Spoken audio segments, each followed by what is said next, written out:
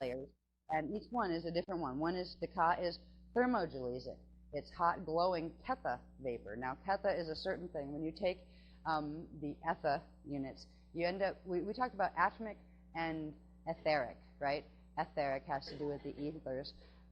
Atomic has to do with particle 1. Particle 2 has to do with the ethers. And when you put them together, you get the kethers, or the ketheric frequencies. And a similar type thing is happening at the core, but they have little different like endings. But the ketha vapor is a ketheric vapor that is part atomic and part etheric, which means it's part of frequencies generated from particle 1 and part generated from particle 2. That has to do with the encryption, whether it's the original or the eternal encryption. The original, we won't get into that right now. That has to do with the birth of the particle. Anyway, just wanted to see where these fit, and you see here we can look at, when we think about where we're going to the Garden of Eden, right? Well, let's see, where is the garden? There's the garden, the Jada, and there's the Jada N, and the Ida N, right? The N's refer to, I believe, when we come out into the bigger manifestation, but they are a replication of the same thing that's taking place in the first particle. But when you get into the expansion fields that form after the, when you go from Taran to dyad to myad and all of that things, they create different like ends. There'll be different suffixes, but it's the prefixes, or when you see the core tones, they have to do with the same layers that were the first layers of gelesic states within the particle units. So the Jadon of Eden would be 4 and 5, right? So we've got these levels here. Out here you have the Ka. These are different layers. Remember, if we were, when Az was reading that thing about tachyons and where they form, don't ask me to memorize it right now, but there was certain layers where keys formed, where Kilana sparks formed in the Jaffa. That would be the 7 here. You can't see the 7 because it's black. So it's up there, but you can't see it. So that's where the Kilana would form. And then the Kilana combine and they form the tachyons, and I believe they end up out here someplace. There's going to be diagrams that show exactly where keys are, and there's also a shape that keys take as far as the geometrical shapes of the crystals they form. So you would actually see this diagram with being able to label where tachyons are produced, where keys are produced, all of that. And when we've talked about they all pull into the center, is all these layers, the part of key, which would be this, right? This is the outer skin, the Ka is the outer skin of the part of key. That would contract all the way in to the creation point source in through the flame, and then it would expand back out again with the next pulse. So this is just to give you an idea of when you're looking at a Taran and when you're looking at the particle in the Taran. These are the 9 inner gelesic matter states, or before matter states, ether states, let's call them. I think there's probably a better word, but anyway, when we come back to the particle, this is just showing the contraction that when the 3 ina, the outer 3, pull in to the center one, that is a contraction where they contract toward the flame, and that's where the Kilana sparks form in the Jaffa, or the Guf level of the center particle. So, and look at the difference. This is where, if you trace the diagrams through each other, this dotted line was the outside parameter at the regular expansion state of the particle. But when it contracts, it actually pulls in. The whole thing pulls in as the top spark, the etheric one, pulls down, and these each pull up, and they shift in from their 45-degree natural axis into a 30-degree natural axis as they pull up and contract in the source. So it's just kind of like a movement like this, right? Expansion and contraction of the Tarn, and that's just the contraction phase. And it's through that contraction that the Kilana sparks spark in the Guf, and the whole Kilan and key formation cycle occurs. And it is the living light cycle that these cycles of key generation will continually occur, and that's continually how perpetual motion living life currents are always there, and that's why things built on them are of an eternal nature, not a finite nature that burns out. Next one, please.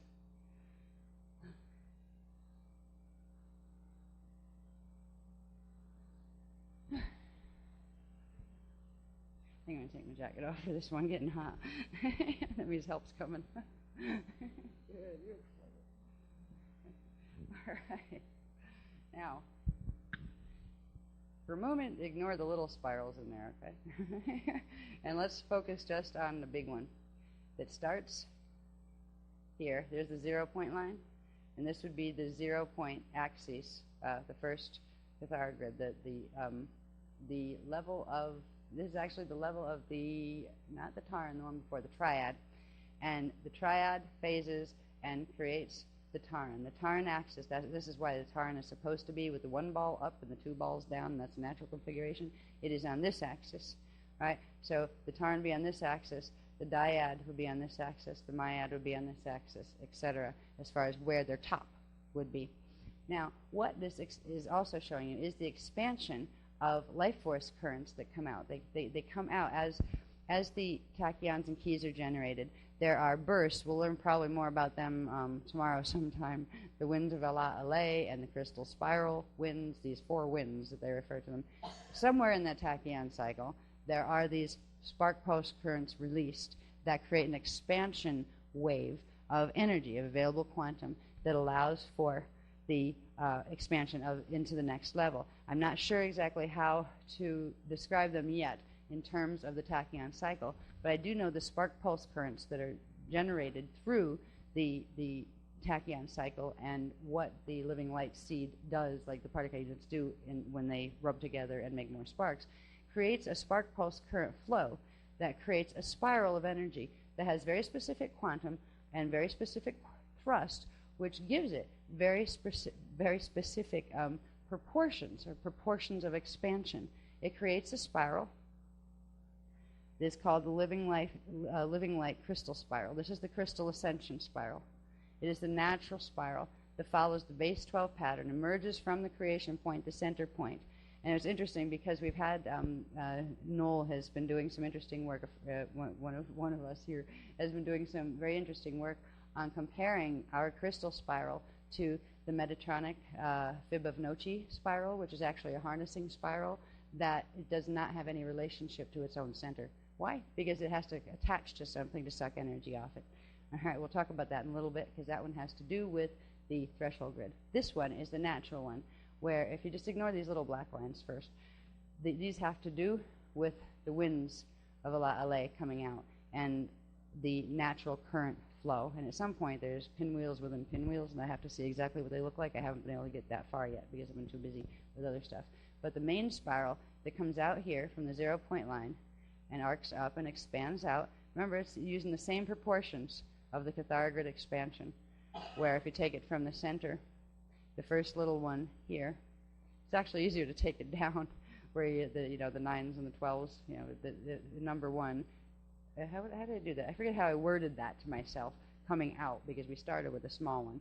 But it's the same proportions where the 9 in here on this Cathara grid is the 12 on the next one in, that kind of thing. So it's all built on that proportions. Those are very specific proportions, and the Cathara grid is very specific proportions that governs everything, such as angular relationship, or angular rotation of particle spin, to the amount of quantum joules that will be held inside of a particle, to what polarity charge it will have, and therefore how it can interact with other units of energy. So it is literally the core creation code is the Christ code, the Kara-Yaist code. So it creates this crystal spiral built on the Christ code. It is also crystal because it is made of the little crystal gelesic spark currents that are generated by the phasing of each level of not just the Taran, but the dyad and the myad and the monad and all those things. So next one, please. And I'll show you. I won't even get into these little guys. They're just to show you because there's something else where you see where arms are being harnessed where they shouldn't be, little spiral arms. Now, I just wanted to show you on this one. This was just the 3-density level, or 3-dimensional and 1-density level of our personal Cathara grids. And just to remind you that in here, in the Azare center, is where, and it's the same Azare center on all of them, the D1, D2, D3 Cathara grids, and the D4 Cathara grid, or not D4 Cathara grid, the density 1, larger Cathara grid. All the center, they're all lined up on the center, and the Taran light seed is located in there, which also means that because it's all on center, this is the center from which that natural crystal spiral would emerge from the Taran. It's also the center from which the Taran and the dyad and the myad and all of those things would expand to form the interior light body. Okay, so there's more diagrams that have to be done, that shows how those things, now that I can have the proportions of them and see how big they are in relation to each other, I have to get those diagrams done first. Then I can plug them into here to see where exactly around you and inside of you are the different levels of your first creation starborn sequence. Right? So we all have a starborn light body sequence. So I just want to show you the location of the Tarn, and that's where these spirals of energy will begin emerging from when we're dealing with winds of Ala and things tomorrow.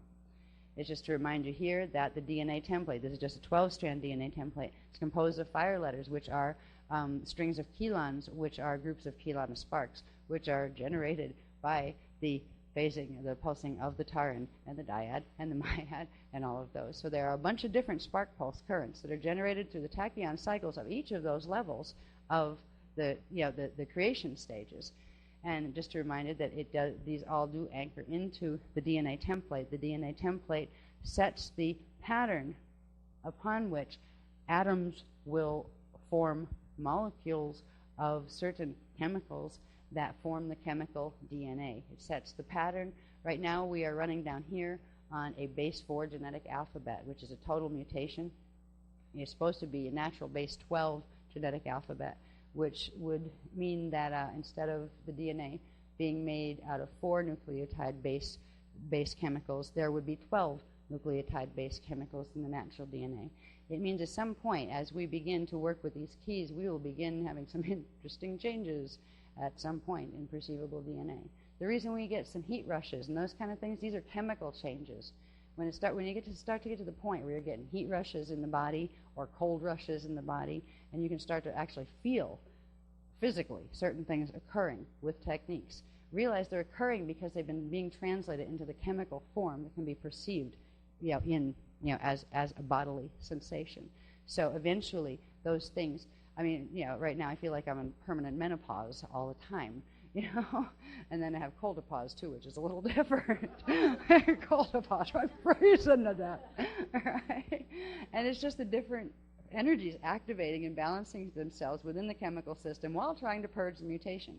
We're also getting hit with the frequencies that are being generated by the reverse current Metatronic grids, particularly since March 21st, when they activated the threshold grid. The threshold is called threshold because it is a grid that goes right after the currents of the Ala currents and the crystal spiral currents, where it tries to harness them, and it literally takes over and shifts into reverse Metatronic pattern. It's almost like, here's a better way to describe this. You know how certain drugs that science talks about will cross the blood-brain barrier, or actually go through the membranes from like the blood into the brain or brain into the blood, whichever. Well, if you think about a barrier between the etheric and the atomic systems, all right, and say it's on the D1 subatomic level, on the D1 frequency levels, the threshold grid crosses that threshold. It crosses into atomic reality in the body. It puts an atomic harness in the DNA and in the chemical structures, not just the DNA, but literally not just in what we call living life forms. It affects the molecules of everything on the planet. It affects stone, anything that is made of molecules, anything that is made of atoms. It affects because it goes right for the barrier, the atomic barrier. And this is why they had to activate the crystal spiral, begin the activation of the crystal spiral now, because the harness would have made it to the point where hardly anyone would have been able to get out of the Metatronic harness. And it is meant to create something called black hole fall. What's new? But which black hole are they going to? Wiesedrack. It is keyed to the Wiesedrack matrix, the Wiesedrack black hole matrix. It is being run by the Thetans, not the Wiesedracks, but they recently made buddy-buddy deals where the Thetans adopted the Wiesedracks. Why? Because they wanted to borrow the black hole for a while, because they had to have somewhere to have things fall into, because they don't have one of their own. Right, they've been visiting one over in the Adonai side, and it has something to do with reptoid races that fell on the Adonai side a long time ago. But the Thetans are not reptoids.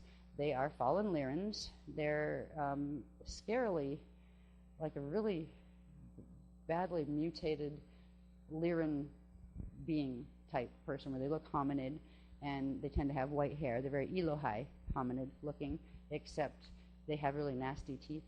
And there's a science fiction one. They're on some TV show, I forget what it's called, but they call them the Wraith. And the Wraith, Stargate, okay. The Stargate, the series, right? Stargate Atlantis? All right. If you ever see that series, that particular science fiction character is based on a visual memory of what the Thetans actually look like. They're the fallen Lyrans. All right, so we're dealing with rape here, and they act about the same. They're nasty. They have really nasty teeth and even worse temperaments. You know. So anyway, next one, please. Thank you.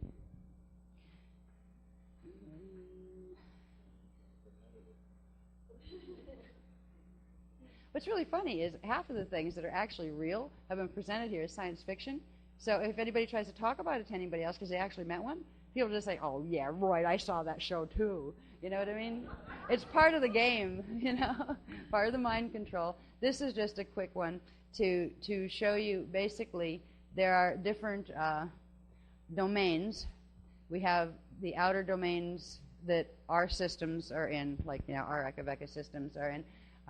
We have the these are the middle ones, yeah. These are the Eka domains, the inner Eka, which are like the core of the outer. Then you have the middle domains are here. No, middle domains are here. These two are Eka levels. These are the middle Edon domains. These are the hub Adon domains. And then there's another level here that are the core crystallai. Yeah, Krystala. That's spelled a bit wrong. It's the crystallai, like crystallai council. I had that. It's crystallia.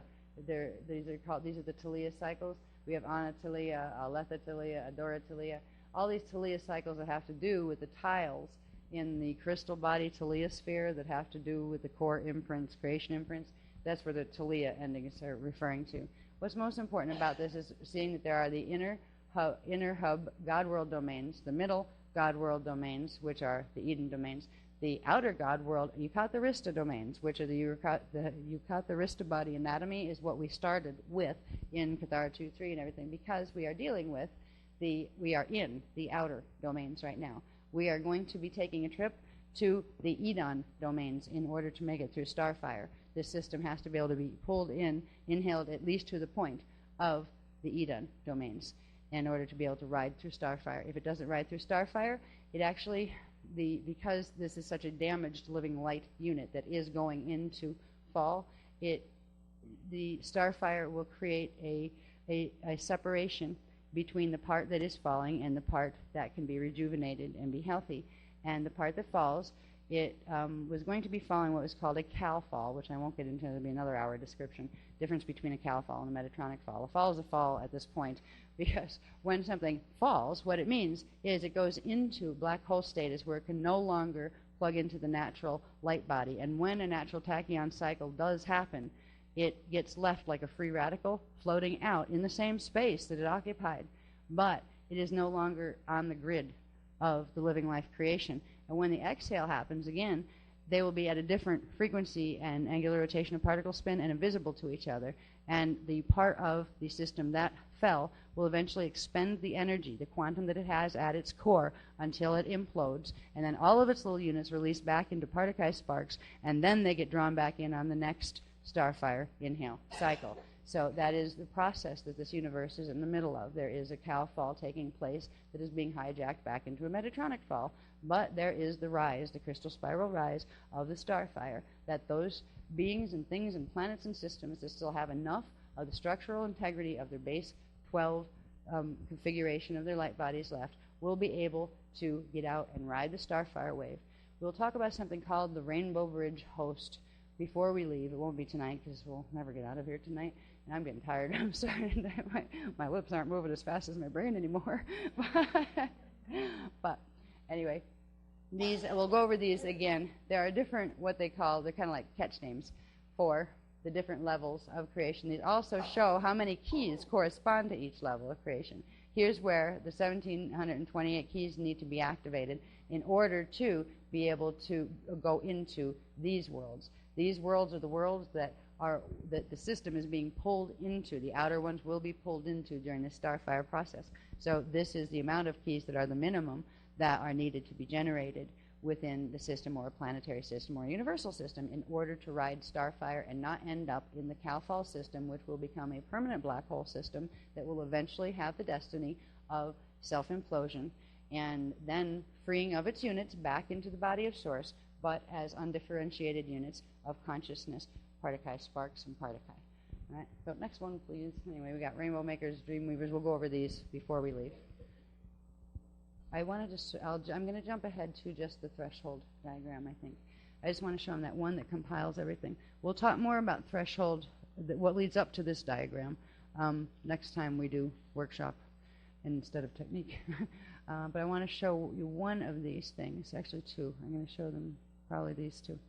Okay, first this one.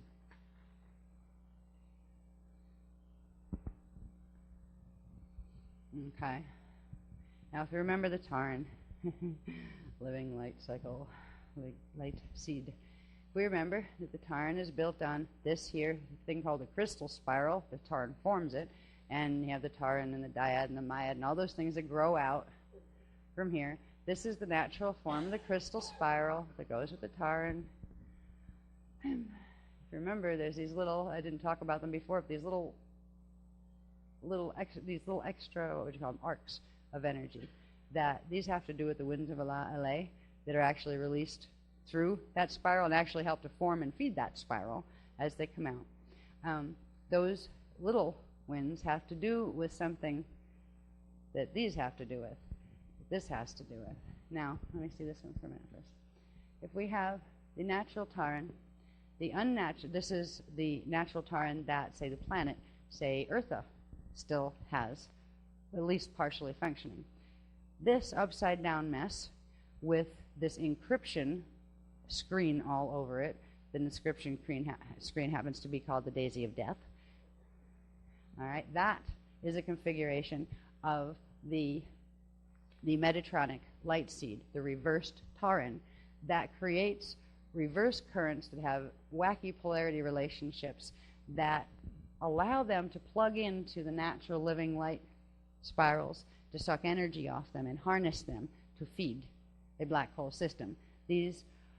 This and all of the Metatronic technologies are connected to a black hole system and have been developed by those who fell into it in order to suck energy from living systems, because they don't take responsibility for the fact that they made choices against the natural laws of nature that ended them in that situation of black hole fall in the first place. And they have tried to play masters of the universe and take over the universes and say, well, because it's kind of like, well, God told you that there were these laws that, like, you got free will, you can do anything you want, but there are consequences to energy here. Just know this.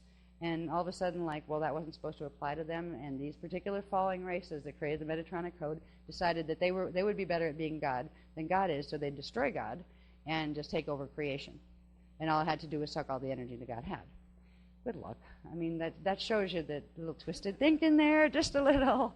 Anyway, the energy-sucking structure that I have various consolidated pieces of the picture of the beast, because this is just the tail end of the beast. We've seen all sorts of things progressively for the last 4 years on the beast machine black hole technology that is operating on this planet, but also in this universe. It is how we ended up with the black hole in the center of the Milky Way galaxy. It is how the mess has been progressively done in this matrix to the point where it is going into a starfire, and it is going into the other part is going into a cowfall.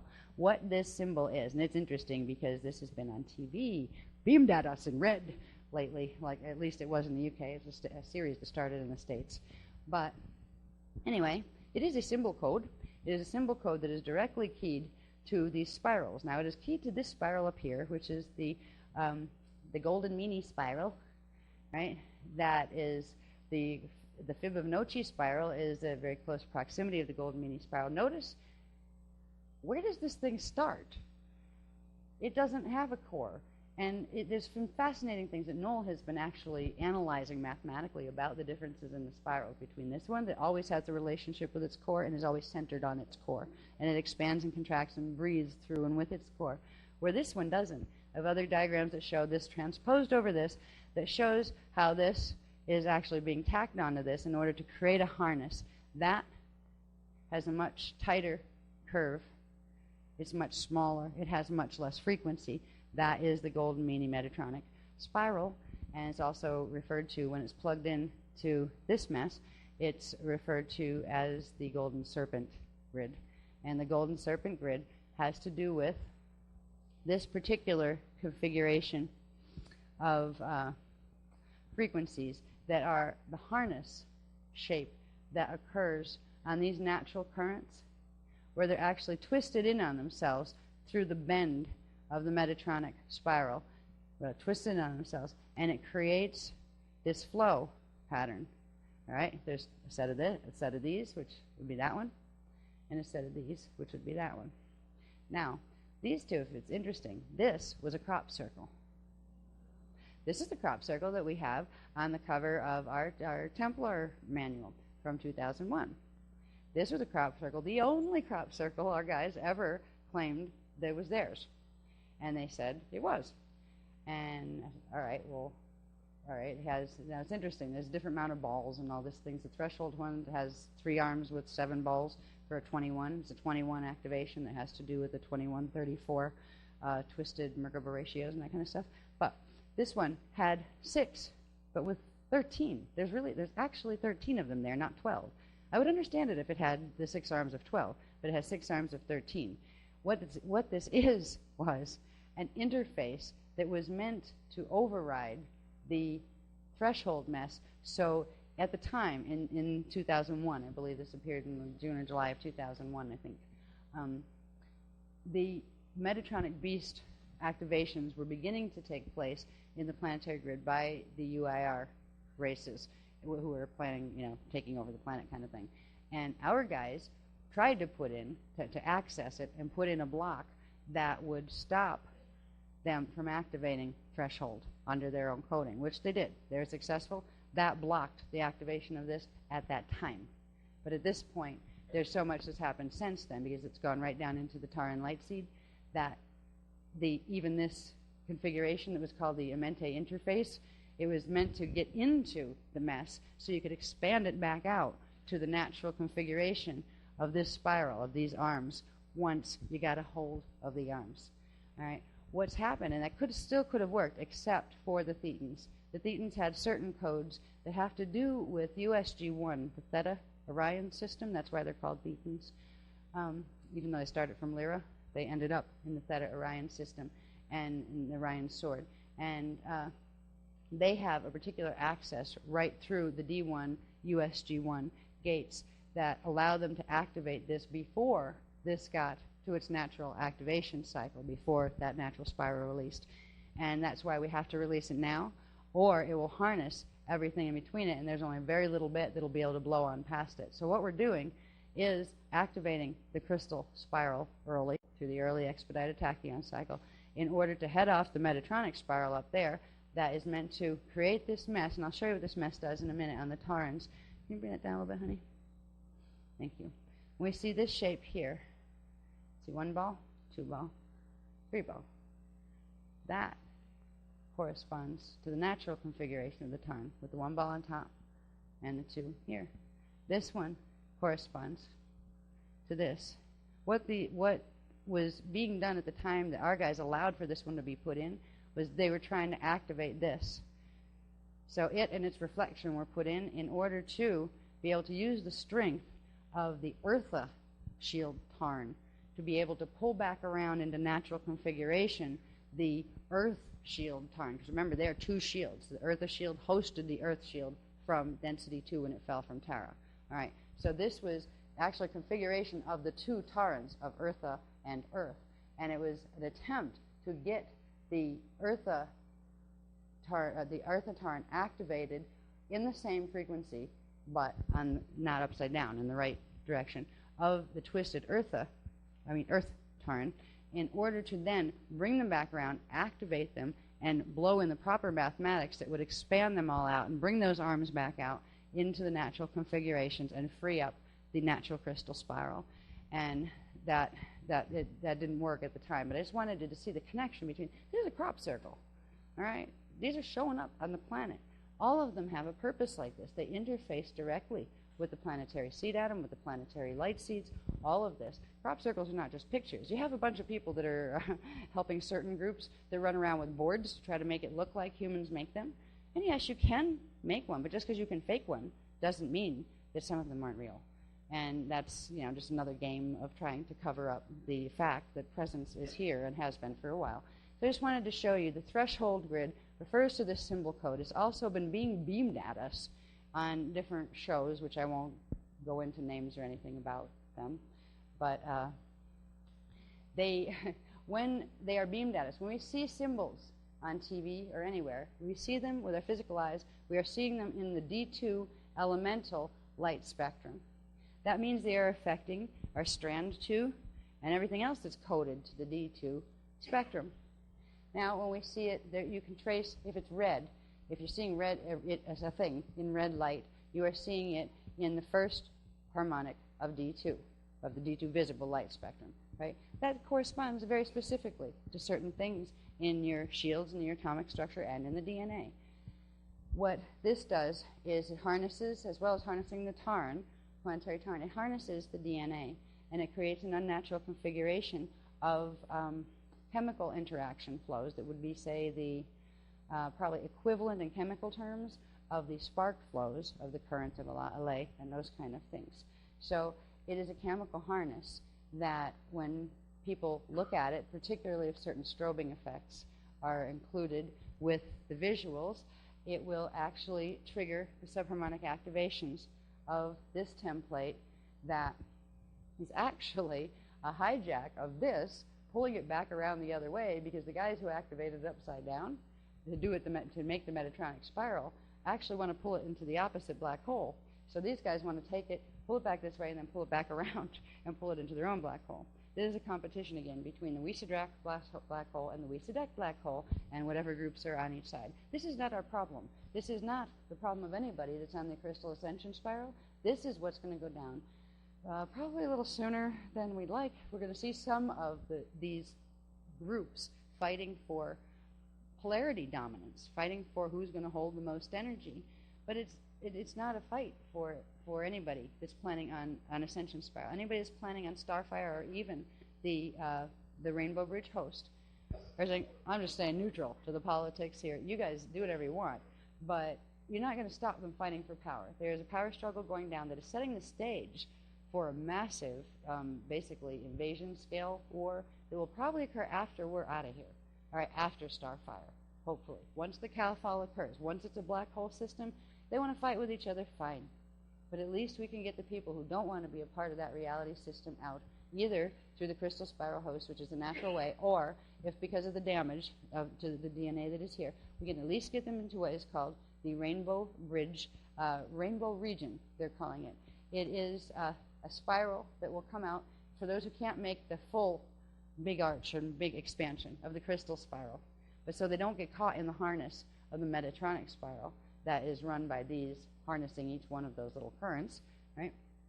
There is a third spiral in between the two. If the Metatronic spiral, I'll show you a graph in a different workshop.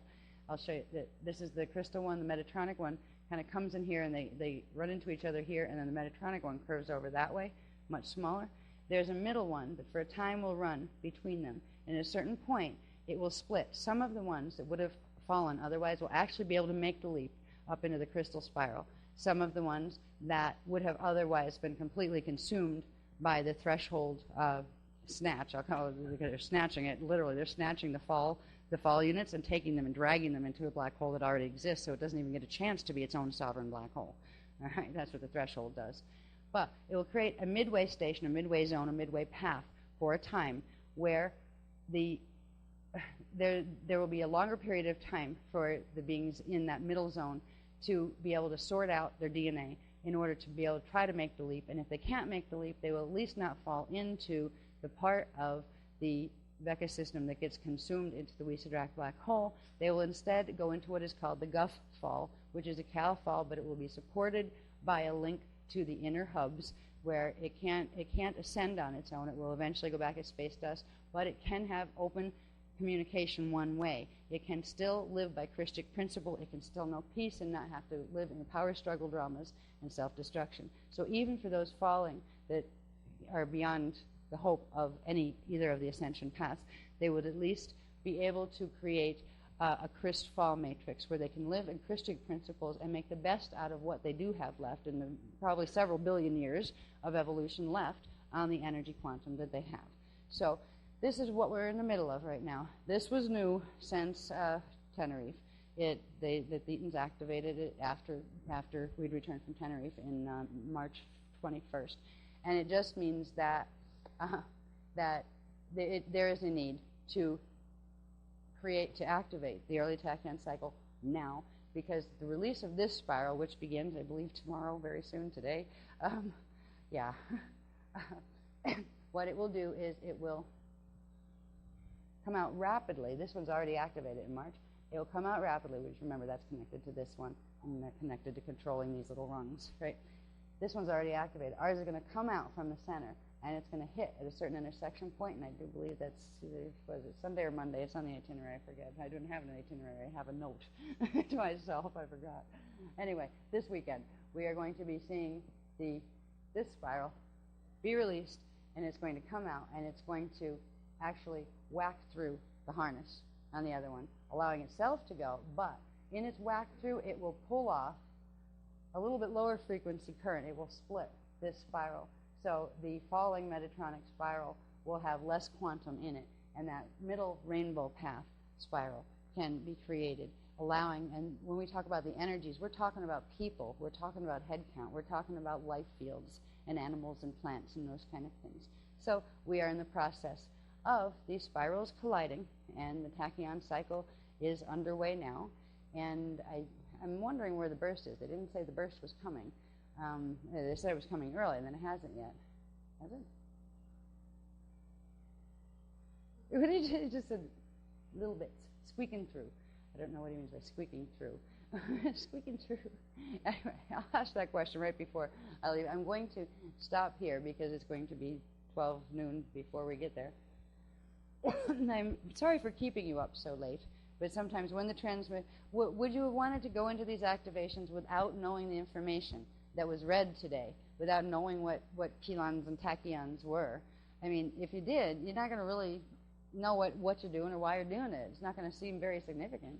So at least we are later. We had to back it up because we had to get the transmission in, and it wasn't released before. It was just released, began 5 o'clock this morning. So anyway, I'm going to... yeah, wait. Yes. Yeah. Yeah. What, is there any specific time when you have to be, like, in, out of outside? Okay. So I was going to say, we could probably get a half hour later. Okay. Now, I'm thinking it's supposed to be the 12 noon, but everything seems to be running a minimum of a half an hour, like, later than what the main time that they'd given.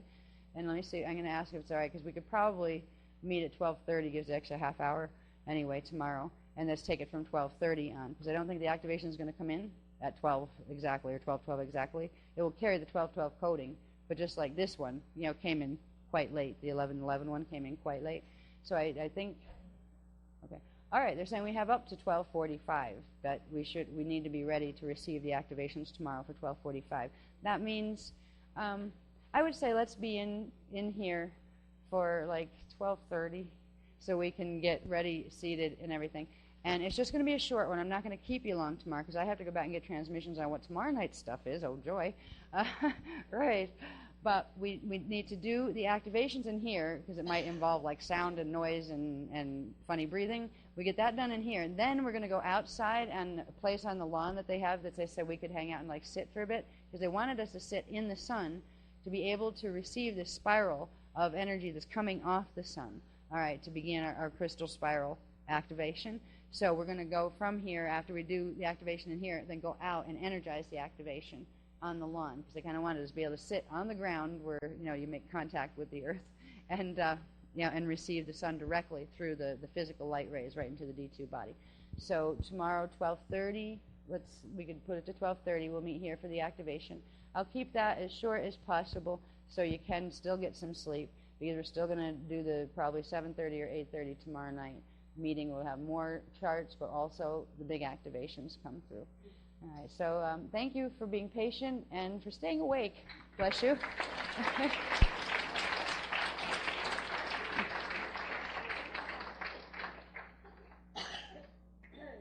I'm wondering when the thing is coming up, by the way. I'm still trying to find out. You don't have, you can get up and get ready to go.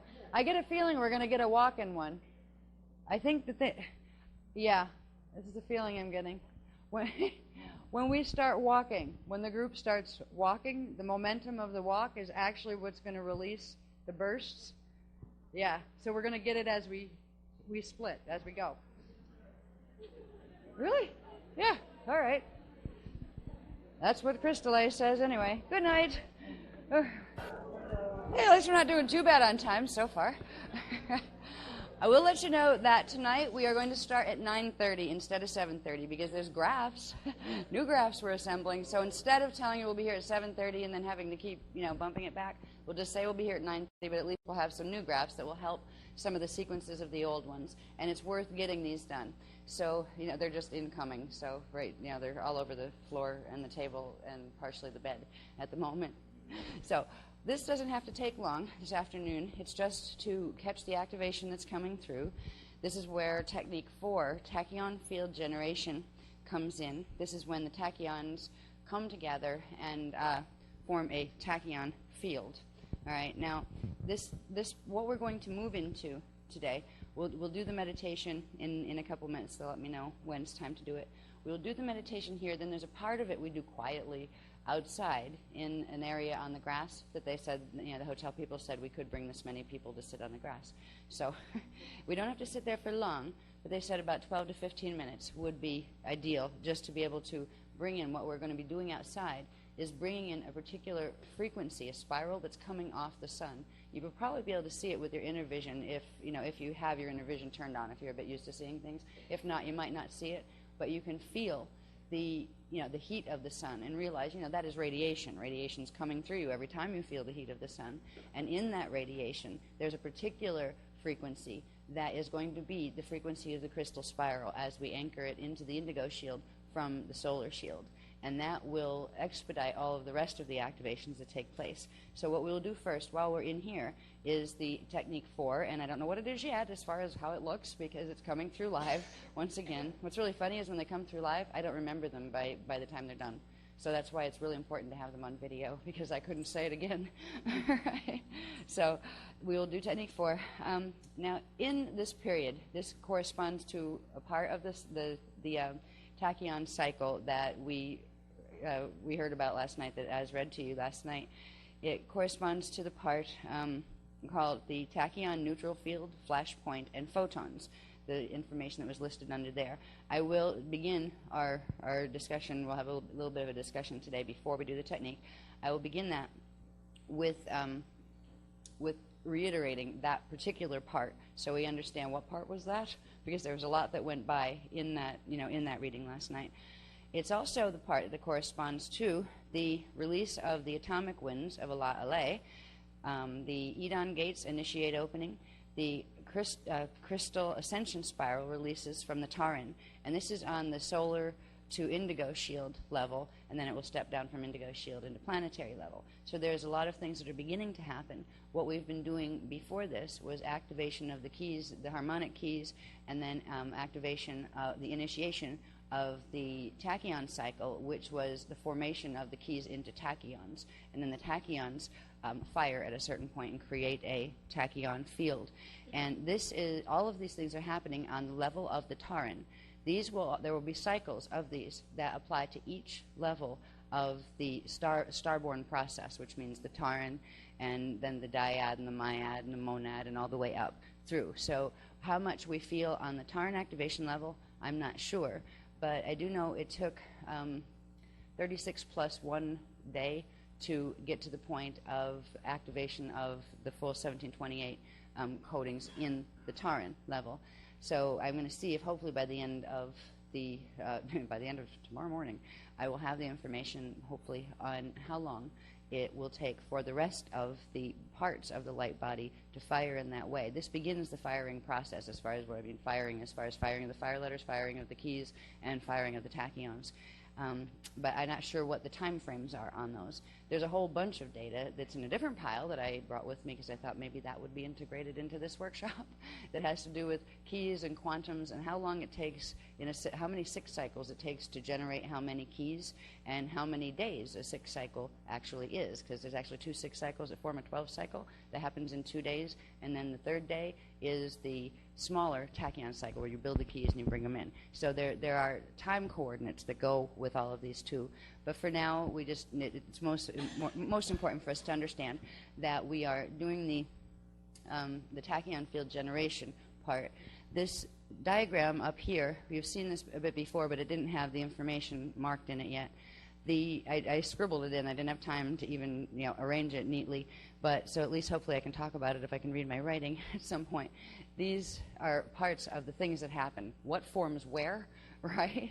So we can see what forms where. So when we talk about tachyons firing, where the tachyon field is, we understand what part of the taran that it's going to be in. There's also diagrams that I hope I have time to do tonight that will show what that looks like as far as the larger light body structure that you're actually standing within, because this is not just happening in your little taran, it is happening in the planetary taran, in the galactic taran, in the tribal shield taran, and you are like a little point within those larger tarans. So this is not just happening inside of your body, it is happening also in your auric field at a larger scale, at a larger level. And I'm hoping to have some of those, at least rudimentarily, where you see that and those levels plugged in to the Cathara grid of the body, so you have an idea of what levels of the field are doing what as these activations take place. But for now, I'm going to read this again so we remember what it is. Well, I remember what it is as well. Let's see. Okay. Oh, it is on 2 pages. Wait a minute. Right. Okay. This is fun. You read better than I do. Yeah. I have this vision thing where I have a very slow move. I can do it because I have to stop in between and talk about stuff, I think. I'm not sure, but I think that's there, or I would be glad to have you do it.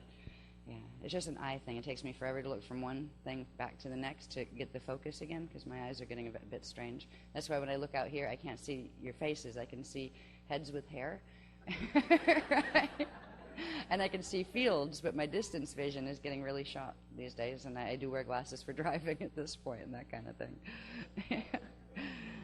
I guess you got to trade something. You don't really, though. I think that's the computer, actually, from working too much on it now.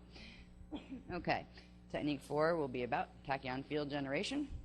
It's tentatively the 12/12 noon, Sunday, April 16th. That's today. Hello, happy Easter, by the way. The 12/12, that's relatively, that's the coding it's coming in on. But what time it hits, they let us know, but it will be near that time. That's why the activations sometimes run a little bit after the time that they say. They usually don't go before. It's usually after the time that they have marked as the harmonic that it's coming in on. So they will let us know when the frequencies are coming in, and that's when we'll go into the live technique. But what it's about is this part of this tachyon cycle process. This is after several other things took place, key formation and tachyon formation. So we've already got tachyons stored in our taran, and we've also got them stored in our field, in the larger taran that connects us into the tribal shield, the indigo shield, into the planetary shield, into the solar shield, into the galactic shield, into the universal shield. So we have all of these levels of these light body structures, not the structures you see as being the structures inside of the small thing that is your taran and that grows the smaller things that become your seed of life and that kind of thing. These are also large structures within your field. And just so you know that when you're activating both. So we have tachyons flying around someplace in our fields right now. And probably a good reason why you can't see them is because they are superluminal, which means faster than the speed of light, at least down here. Right? Somewhere they can be seen, and you can probably see them with the eyes of Ra-Chale if you open them and function, into functioning. It's a good idea. It's a good idea to bring up the little pink dot of the Sadi sphere. Hold it just for a minute to build charge. And then expand it out in the basketball size.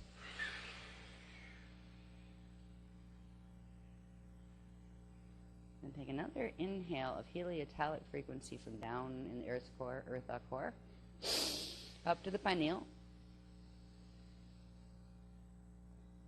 hold, and then push out and down to the azare and pop out your big sphere.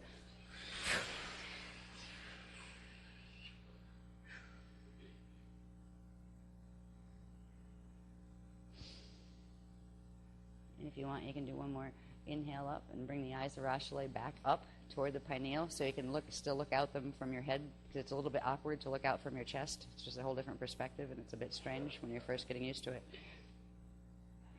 Yeah, there you go. Okay. Here now we'll be ready for when we do have to start the technique, when they tell us, okay, now. And we also will have probably a better chance of understanding this as we read this again, because I do believe having these frequencies actively open in your field assist in the process of assimilating the conceptual data that is carried in the written information. So, the tachyon neutral field, flashpoint, and photons. We are going to experience the flashpoint. We are going to experience the formation of the tachyon field. And we're finally getting a bit of a clue as to what exactly are these winds of Allah and LA. They are, we'll see. I will stop and show that they have little numbers scribbled on this now that have little notes up in the corner as far as, oh, that goes with that part. That's a wind of LA, that's a wind of Allah. So I can fill in some of those blanks. Okay, now, when tachyon activation reaches critical mass, which is after initiation of the tachyon cycle, which we did last night, right? After it reaches critical mass within the ta'ur layer, and the ta'ur layer, I might as well do this while I'm at it. Okay, so the tachyon field, could we bring that down, honey, please? Thank you. The ta'ur layer is this layer here. Okay, so this is where the action is taking place right now. And through this activation it will be. All right, so when the tachyon activation reaches critical mass within the ta'ur layer, electrically charged tachyons then progressively merge with their electrical charge opposites via co-resonant bonding of their hydrogen bonds, which are at the center, to build a neutral charge tachyon field of standing vibration point superluminal particles within the ta'ur level of the partikey. The vibration of the tachyon standing wave particles within the ta'ur field of the partikey causes the hydrogelesic ta'ur field to progressively vibrate and heat up, which means we might feel some heat, right? Which causes progressive oscillation within and heating of the gelesic layers within the partikey. So it definitely looks like we might feel some heat running in the body at some point during the exercise, the technique, right? Okay. At a point of critical mass oscillation and heating, called the flash point, all right, now, the flash point comes with the atomic winds of Allah.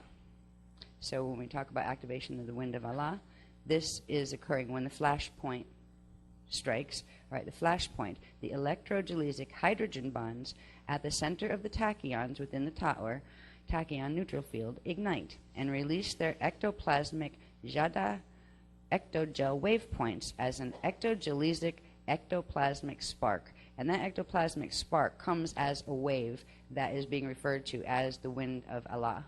All right, so when the wind of Allah, which has more to it than just that spark, releases, it is carrying the ectoplasmic spark that is the result of the flash point firing the hydrogen bonds at the center of the tachyons.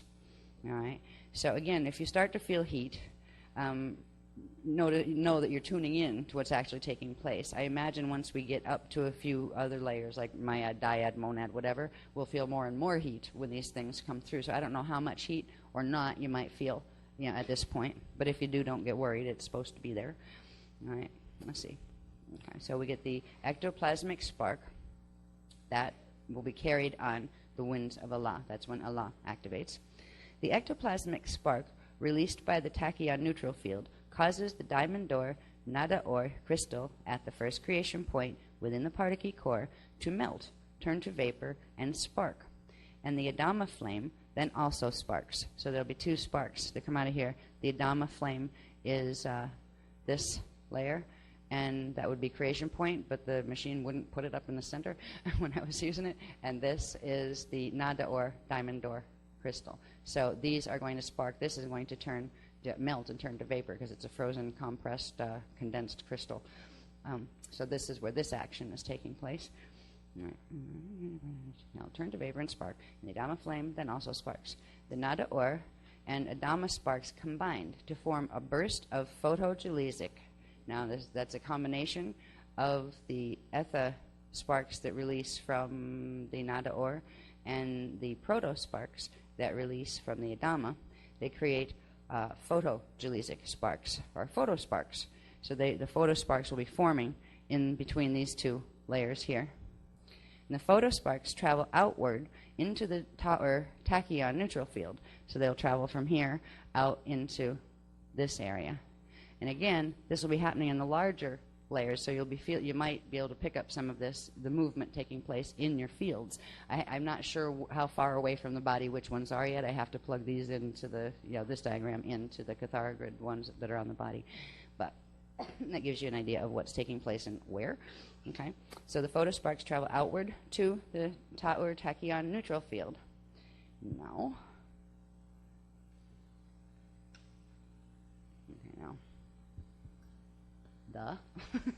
the remaining hydrogel wave points that bond together each tachyon, 12 harmonic key set in the tachyon neutral field. So there's still hydrogel wave points that are holding the bonds on the 12 key sets that form each tachyon in the Tau field. Right? So the hydrogel wave points that bond together, each tachyon, 12 harmonic key set in the tachyon neutral field, each draw in and combined with one of the photosparks that are released from the Adama and the Nada ore. All right. So that's a photospark. And when they combine with the photospark quantum, they form a glowing heliotalic, right? Let's forget heliotalic hydrophotogel wave point, or helium. Now, ohms have a certain amount of quantum as far as their joule count, and it's different than ohms, an ohm. I forget what is it like a 12th of something like that. So the ohm on the end refers to that. It's a helium bond, not a helium bond. An ohm would be 3 1/3, right? Quantum of stored potential. So it is actually a helium bond, but that is what they're referring to when they talk about helium here. It's not supposed to be helium. It's supposed to be helium. Right? The quantum is different because it's twisted. But anyway, this is a helium bond that forms. There used to be a hydrogen bond. It actually converts, releases an ectogelesic spark, and then what's remaining of its hydrogel combines with photogel and creates the helium bond, creates a helium bond within the center of each tachyon. Now, this is what is going to take place now through this period of activation and for Technique 4. When we go into Technique 5, the rest of that paragraph that goes with that section in the writing will begin Technique 5, crystal spiral activation. Now, before we can activate the crystal spiral, we've got to anchor it. So what we're going to do is we're going to finish Technique 4 that takes us up to the photospark quantum bonds with the hydrogel quantum in the tachyons and forms a heliotalic hydrophotogel wave, or the helium bond within the center of each tachyon. So there's going to be a transformation happening in the tachyons of the tachyon field, but it's still going to be the tachyon field. It's going to stay there. It's going to activate. And the other things that come after that, like still points and those kind of things, they will be occurring later after Technique 6. Between this and Technique 6 is Technique 5, which we'll be doing tonight. It's the 11:11 activation, but I'm not sure if it's coming in at 11:11 or it's somewhere around there. Somewhere there or after it will be coming in. That is the crystal spiral activation. Before we can activate crystal spiral, we need to be out in the sun to anchor it. Before we can anchor the crystal spiral coming in from the solar shield, we have to activate the tachyon field, which is what we're doing with Technique 4. So there is a sane sequence to all of this information, even though it comes in, in kind of wacky ways sometimes, where we'll get like the last part first and the middle part last and all that kind of stuff, and then we have to sequence it when it comes out. But there is a sequence to what we're doing, why we're doing it, in the order we're doing it. Now, there's also, when we get to the point where we've got the hydrogen bonds in the tachyons turn into helium bonds, and the ectogelesic spark releases and is carried on the ALA winds. Now, somewhere in here, we missed LA winds. There's someplace. Let me see. It's my scribbled little notes. Okay, where's LA? Okay, the winds of LA that are moving outward, these are the ones that carry the photogel sparks outward. So when the winds of Allah activate, that is when the ectoplasmic spark that's moving from the top or down in toward the center releases, and when we're experiencing the activation of the LA winds releasing, it is the backflow spark that is the sets of photo sparks that release from the center and move outward. And these are the things that start the oscillation, a stronger oscillation within the tachyon field that leads to the other phases and further sparking and the completion of the tachyon cycle that we'll be doing this evening. So, we got those. Now, the Edon gates. The Edon gates, to help conceptualize these, could we have the next one, please, Annie? Actually, yeah, you could put those two spiral ones aside. I'll look at those in a little bit. Thank you. Yeah, Edon gates. There we go. Yep.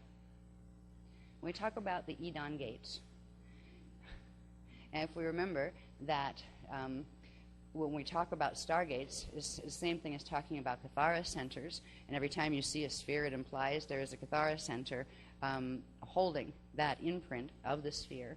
So anybody that's familiar with the Cathara program and the whole bit, if you realize that where you see a sphere, it implies a Cathara grid with its 12 points. All right. When we take that into the planetary level or galactic or universal, they're not just Cathara centers, but they are stargates. All right. They are gates between the spheres, between the domains. When we talk about the structure of the 1728 domains that exist within the Edon light cells, every one of these spheres has a set of the 12 gates. So when we talk about the Edon gates, we're talking about all of those gates, all of those little Cathara grids, the little 12 points on each of those little Cathara grids in the Edon domains, both the small Edon reflection domains that are in our own personal small light body, but also the large ones that are on the universal level. So all of those gates are initiating their opening cycle, and they will be open, I believe, by sometime early this morning. So this is real fast activation. These weren't supposed to open until after 2015. And, so they're serious here about, yes, get your tachyons moving. So all of those little balls, right, all of these little spheres will open and activate their stargates, or their little Cathara grid, Cathara center points. And let's see. I'm just trying to explain, give you a parameter on what some of the things that we've talked about are going to happen. What exactly are they? Oh, then the crystal ascension spiral will release from the Taran. All right, as these gates begin their opening and activation, this is where the spiral ones can come in, please.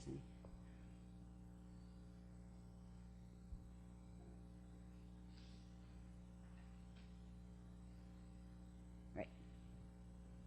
Okay. Let me find my pointer. Now, this I do believe corresponds with the release of the winds of Allah in LA, when the ectoplasmic Allah wave goes in toward the center, and then the photogelesic wave comes back out, the LA comes back out. What they do is progressively, they create this spiral of energy, not just the big one yet, but these little bands that come out literally on the 0-point axis. You have this one that comes up. Chase it. All right, there's the 0-point axis, that little tiny Cathara grid in the center. Okay, when this one releases its frequencies, its Taran frequencies, it sends up, it kind of rides up its center line and then bends over to the 12-point in the next one out. All right, and then the same thing with this one. It comes out from here, and this one over here goes with this grid, the number 1 grid, and it comes up, rides the number 2 line, and comes up through number 2. So it creates this set of smaller spirals that the ones that are the outgoing ones are the photonic ones, the photogelesic ones. They're atomic and they're photogelesic. They would be the LA winds. Now, I didn't have time to do it yet, but I'll have this diagram for this evening. When you take this and flip it over to get, because every tachyon cycle implies 1 6 cycle which is starting at 0 point. You have axis 1, axis 2, axis 3, axis 4, axis 5, axis 6, then the hetero-hethalon point, and then the Richete reset point, and you're back to 0. That is a 6 cycle. 1 6 cycle gets finished, and that is a tachyon. That's an electrical cycle of outgoing winds. That implies that there is counter rotation of the incoming winds, or the negative polarity winds. They're not negative in like their bad sense. They're just the opposite polarity winds. And there would be another spiral like this that emerges from what would be the counterclockwise number 1 axis. So if this is 0 and this is number 1 going clockwise, this is 0. This is number 1 going counterclockwise, and that means the small point starts here, right? And the spiral builds out and gets bigger, and it actually forms a flame shape by the time you get done with putting them together, which is kind of cool. Yeah. So these represent the winds of outgoing would be LA, and the one that would be spiraling the other way would be Allah, I believe. Yeah, I have to make sure that I may have to flip those words back and forth, but I'm close anyway, and I'll let you know if I have to, because I still get a little dyslexic on which one is Allah and which one is LA, and it has to do with what charge they carry, so I have to double check that. But one of them is the spiral that comes this way, and one of them is the spiral that comes that way, and not just the big spiral that they together form, but the little bands of spirals. These are the things that the threshold grid is literally bending in on themselves in order to compact the entire the seed atom and all of the things beneath the seed atom, which goes down into going backwards down toward the tower. All right. So we are beginning the process of breaking out of that harness, because that Metatronic harness has already begun to activate. They have already activated the Golden Serpent spiral, and fortunately it moves slower.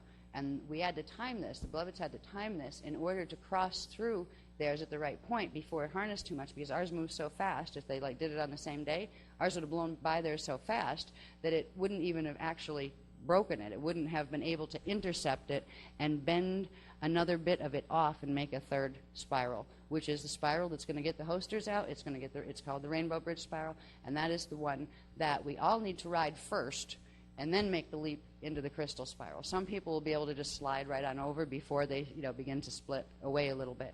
Others will be able to leap in frequency over into the full spiral. This would be the crystal spiral going this way, the large one. So when we talk about winds of Allah Allah, it's all these little bands as well as the big crystal spiral that is going to release from the tarn. So the winds, the little ones, release first, and they're cutting through the 12 points in all of the integrated cathara grids, and then the big one, the crystal spiral, releases, which is this one. And when we go outside, the one we're going to be anchoring is this one, and this is the one that will activate tonight. First it needs to anchor, and we have to have these moving before there's enough frequency available in the system to allow this one to fully come out. It will start to come out. It will begin to form, there's something called a trace line of frequency that gets sent out before a current fully releases. It's almost like a ghost line that it sends out first. It's made of frequency, but it's not the full frequencies of that current. We'll be getting a ghost line on this spiral as we go through Technique 4, and then we'll energize that by sitting in the sun for the 12 to 15 minutes, and then just simply breathing, and then when tonight, when we do the other activations, we will fully activate that cycle, which means it will plug all of these little guys into the big one, where it becomes a very powerful spiral of frequency. May I see the other one, please? Thank you. Now, this diagram shows, shows two things, and this is what they look like together. This is the natural crystal spiral, what it's shaped like. When you follow it out from its, coming through its integrated cathara grids, comes out from the center and it spirals out this way. This one over here is the golden serpent or golden meanie spiral. It comes, it starts. You notice our 0 point is here, the natural 0 point, where the 0 cathara grid's here, and it starts to make the bend up toward the top of 1, right, which starts in here. Our natural one comes in here, and then 1 starts up here. You can see it better because it's now buried in there. It starts up here. This one, its actual starting point is down here, and it starts from the upside down Taran that's actually pulled upside down and twisted slightly off, and this has to do with the tilt in the north-south axis of our planet, the 23.5 degree tilt in one direction, and then the 11, I think it's 11.5 or 11.75 tilt of the magnetics in the other direction, which creates the wobble and everything on the planetary level. So the golden serpent spiral is beginning its activation process. It began on March 21st and progressively activated through the 28th, and now it's just building frequency and getting stronger and bigger, and is creating an atomic harness on this planet, and in this, not just this planet, this is happening in the galaxy, in the solar system, in the galaxy, and in this universal Vecca system. So this is a big one. This is not small. What we're going to do at some point is this is going to interface that and break through it. When you see the two of these together, it's hard to see what you're seeing, right? But this one here that has the large upswing, the large upswing would be this. So if you follow this one back, these dark dots indicate the 12 points on each of the embedded natural Cathara grids to form the natural spiral. So that's our natural spiral. Come in there. Right. This one interfaces down in here. It's hard to see. I have to make these bigger at some point. But it comes out and begins to harness the first release levels of our natural spiral. Begins to harness it, and at a certain point, it begins to pull in. And this is where it's actually compacting the light body and pulling in, and so the light body spheres actually they won't be made as much quantum. It blocks the quantum. It creates a net within the natural quantum that is there, like a sphere within a sphere. It's kind of a lopsided sphere that creates a harness or a mind control net, but it's also an atomic control net that blocks out the manifestation of certain types of quark formations that would create natural structures within the cores of atoms, within the electron structure, within the proton structure, and the nucleus. So this harness, which has been partially activated for a while, since Atlantis, they began pieces of this process, but they are releasing the big one now, which is like equivalent, but not nearly equivalent, to our big one, as far as they've been releasing the little ones all along and building up their little winds of Metatron. But now they are releasing the big golden serpent, which is the one that will unite all of those winds and bring it into a very powerful current that is running actually on reverse alignment of fire letters, and with having fire letters being built on 4 as opposed to 12 Kelana sparks, which means much less quantum. So it takes a lot more of those fire letters to get to the same dimensional space, and they're running in reverse sequence, which means it will take you can ride it into black holes, but you can't ride it through natural stargates, because you'd actually burn up if you tried to go through a stargate and you're running a natural stargate and you're running that spiral. So what we are releasing is the natural crystal spiral that comes from the winds of Allah and LA. And yeah, and those names go back to the first Partakai and the first Partakai sparks that are created, where we have the first Partakai but splits when Partakai 2 comes through. The first Partakai splits into 2 Partakai and a Partakam, and they are, like its quantum splits in half. They are called the Ha tone. Now the Ha has to do with the encryption, right? What vibrational signature, what part of the whole God source vibrational signature that particular unit is holding. That one has the vibration that translates into the sound Ha on the part of Kum side, I believe, and La on the part of K side. I think I've got my part of K and part of K right. But when you put them together, you get the Hala spark, right? They come together, they make the Hala spark. That goes up and in, back to source. It's a backflow spark. And every backflow spark sends another one out back in reverse. It turns it around and reverses it. So the Hala spark becomes the Allah spark. And then Allah happens later when you get another Allah coming out, but then it hits the first one and turns around and reverses, and the signature changes. There's actually a quantum exchange that happens that I don't even want to get into that has to do with the etheric Partakai, but you get the encryption change to the Allah. And when we talk about the winds of Allah, they are atomic because they come from the phasing of Partakai 1, where if they were phasing of Partakai 2, it would be etheric energy.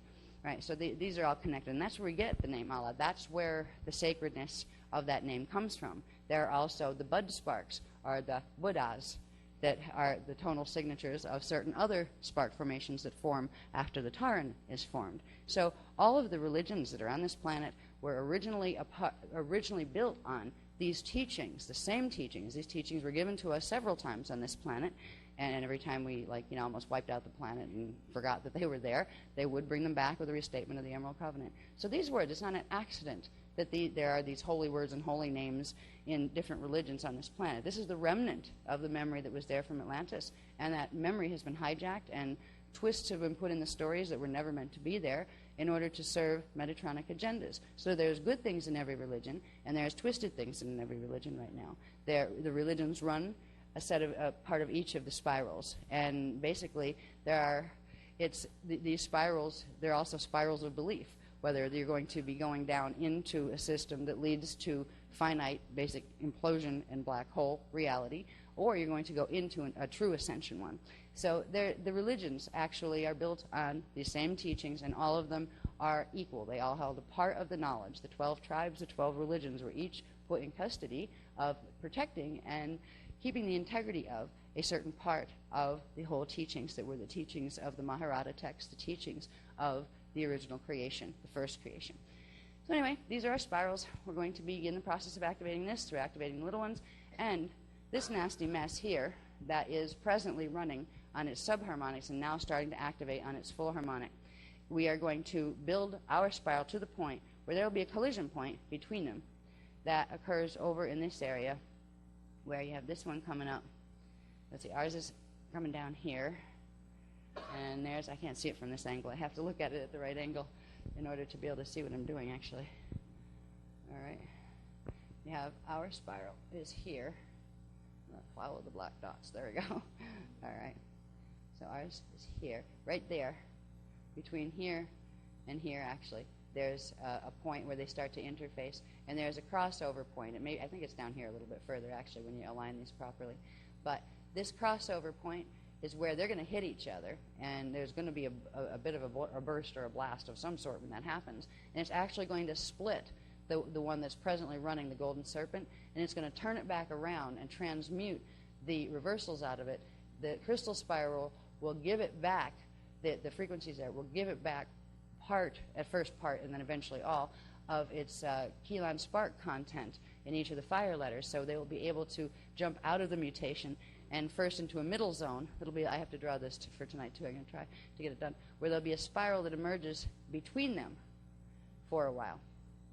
And there's something that's going to happen at the end of Starfire, where part of that spiral will split and it will come back down, but it will fall, but it will be a sovereign. It will not be a sovereign fall. It will be a Cal fall, Christ fall, where it still can maintain a connection to the hubs, even though you can't go back into the hubs. It won't be able to do Starfire again, but it will be a fall matrix that can be built and is going to be built. It's a host matrix that's going to be built by the ones that are falling, who chose restatement of the Emerald Covenant, so they will build their reality field once it is fallen into a Christic model, which means they will be able to take in hosters from other parts of Universal Vecas, which means they will be able to add quantum periodically through the permission of the beloveds, because only through the hubs can they actually have these infusions of energy transfers from other matrices.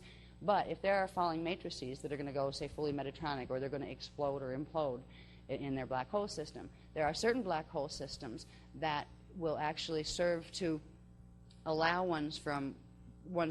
allow beings and life fields from ones that are going to go into destruct to be transferred over through the hubs. There's a neutral field that can be created only through the hubs that will lead back into another one, and if it's a Christic one, they will retain the connection to the hub enough that they can receive incoming, which means they can receive incoming quantum, which means they can indefinitely suspend the eventually inevitable fate of black hole implosion, because when a light ball is cut off the grid, it eventually will expend all of its quantum in its core, use all its joules up, its Merkabas will stop spinning, and it will implode and compact on itself, and everything will be released and go back into space dust.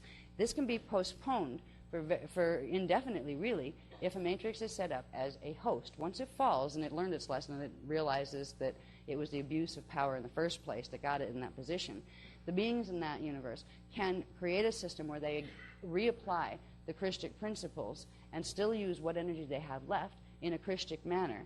And if they do that, they will maintain enough hub connection to be able to serve as a transfer kind of halfway house, not halfway, kind of like getting put out to pasture house where, yeah, eventually, yeah, nice retirement home for those who are going to fall and want to do it peacefully.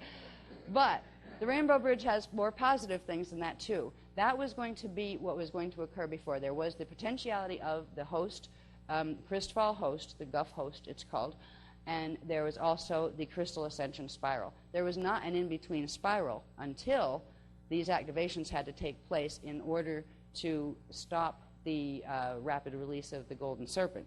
It's because of the rapid release of the Golden Serpent and the activation of the threshold grids that we now do have opportunity to intersect that spiral and blast it enough to create another line off of it, take some of its quantum out, and create this other bridge, Rainbow Bridge line. There will also be a point where one part of that can actually gain enough frequency to make the leap back into the crystal spiral for Starfire. And the other part will go down into a Guff Fall Christ host, which means anything in the rainbow spiral is either going to go up or into the Christ host space if it can't go up. But it won't get sucked down into the Wiesadrak black hole, because that's where the threshold grids are taking the rest of this Vega system. All right. Now, the Wiesadrak black hole is not a pleasant place to be. That's where parallel Earth fell in 2003, and we were following that. So the rest of this system is going to join that now that threshold is activated, and that's why they activated it. There's actually a bigger agenda behind it, but we don't need to get into that. The bigger agenda was the Thetans decided to be buddies with the Wiesadraks in order to plug their threshold grid into the Wiesadraks' Metatronic grids so they could make everybody fall to Wiesadrak, and then they wanted to take over the Wiesadraks. And they wanted to use all that to go after the Wiesadaks and the Budharas down through the others. So they were trying to get a hold of the entire beast machine. We're putting a kink in their plans because they won't have enough quantum energy to do that once the Rainbow Bridge spiral is released. They will not have enough thrust in this one, in the golden meanie, to actually fulfill that larger agenda. And I just let the cat out of the bag. Yes, I did, because they're playing games that I just got permission to let that agenda out. Because before it was kind of like a trump card, be nice, or we're going to let the Wiesadraks know that you're actually conning them. And you were planning to take over their matrix, because we intercepted, our guys intercepted, not us, but you know, our beloveds, intercepted the communications. They knew, they found out what the Thetans were planning to do. And basically the Thetans were planning to mess with and take over the Wiesadraks that they're pretending to be buddies with. So they must have done something now, because Council has released said, go for it, tell them. Yeah, which means tell the Wiesadraks as well that the Thetans are not, they were not planning to play fair, but they were going to be good once they realized we were activating these spirals, because they knew they weren't going to have enough quantum. Now they are going to fall Wiesadrak, because that's what they set in motion. However, they're not going to be able to take it over because they won't have enough quantum when they do it. So now the Thetans and the Wiesadraks are going to have to work it out between themselves. Anyway, next one, please. That was just in. I wonder what they did that they decided to release that. Because it was basically like, if the Thetans behave and be nice and, you know, don't antagonize or do anything that's harmful directly to anyone besides what, you know, their plan on that, then our guys weren't going to release that information, so the Wiesadraks would find out immediately. Because by the time the fall occurred there, they would never know that they had been planning that, and because they would never try to do it because they wouldn't have enough quantum to do it. So we were being nice all along was going to be the Thetan stance. The Thetans must be doing something that is, I don't know what, I'll see if I can find out what, that it's time to, you know, let that cat out of the bag so the Wiesadraks have a chance to protect themselves from something. So anyway, next one is this. When we talk about the hub cluster, arc hub cluster gates, opening or beginning their activation, we're talking about, this is just one of them.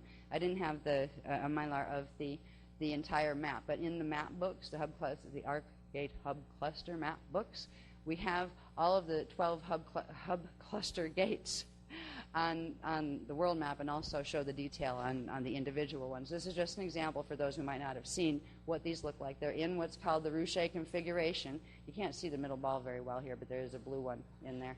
All right, this is the Ruche configuration. It is the monadic configuration. All these points are literally gates, stargates in the planetary field.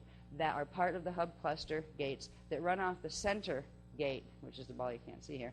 That would be the Ark gate, one of the Ark of the Covenant gates. The Ark of the Covenant gates, for those who don't know, were an interface system that were put in here quite a long time ago when the grids were starting to go bad, that was supposed to be able to create an option for first of all, for healing, and if that didn't work, a way to get out if the grids were going to crash and if the stargates were no longer going to be operable. So these hub cluster gates are, and there's 12 of those, that's just one, and this is the hub, the number 5 one, Arc 5. That's Bali? Yeah, I can't read this far away.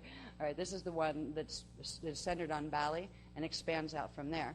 The biggest and the strongest one is going to be Arc 7, and that's why we do so much of the things here, because Arc 7 is in Mesa, Arizona, and that's like a suburb of Phoenix. So that's why we're here. That's also why we were asked to move to this area and to Colorado, because these gates extend out. They're so large that the Arc 7 gate is in this area, and the cluster around it extends out into Colorado and California and other regions around it. So these are going to begin their activations now, and they were going to progressively activate on subharmonics until we hit 2015, and then they were going to activate. So I just wanted you to know that these are, also activating along with all of the 1,728 gate sets of the EDON structures. And the last one I'll show you. Then I'm going to take a drink, and then we can go into this one. This is our Vecca map somewhere under there. A basic structure of the 4 Cathara grids that are buried under here. 1, 2, 3, 4. Right, that's the Vecca quadrant. All right, this was the normal position of our universal Vecca in the PCM position. This was our parallel and PKA position, and they're the primal light fields. This, at this point, because anybody that doesn't know this stuff, we've talked about these before, we've explained the maps as far as the universal maps and those kind of things, and how these rotate. We have rotated from our particle position up to here. We're now in the anti-particle position, start position, and they've rotated down here. So we're actually located right here right now.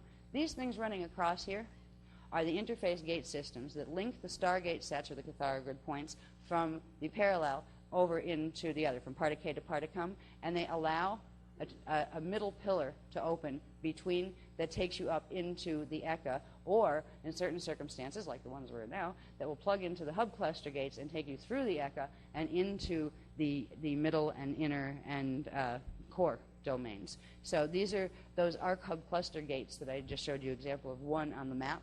They plug into and work through this set of gates. This set down here is called the Ark of the Covenant gates.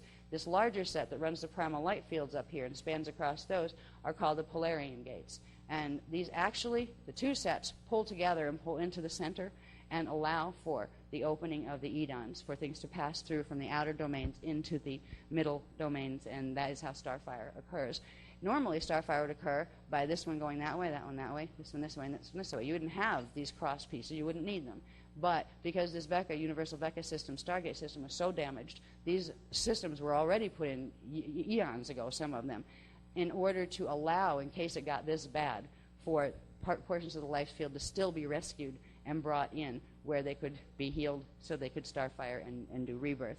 And so instead of the natural expansion and contraction where top and bottom would come together and the two sides would come together, and that would be the breathing rhythm of the natural Vecca, these will pull together, they'll anchor this way, and then pull together this way, and pull together this way, and go right into the center. So these are the larger universal gate structures that the planetary and galactic and solar system ones are of the other Arc hub clusters are plugged into. I haven't tried yet to put the Arc hub cluster map over these yet to see what balls they interface, but I think that one's coming to at some point.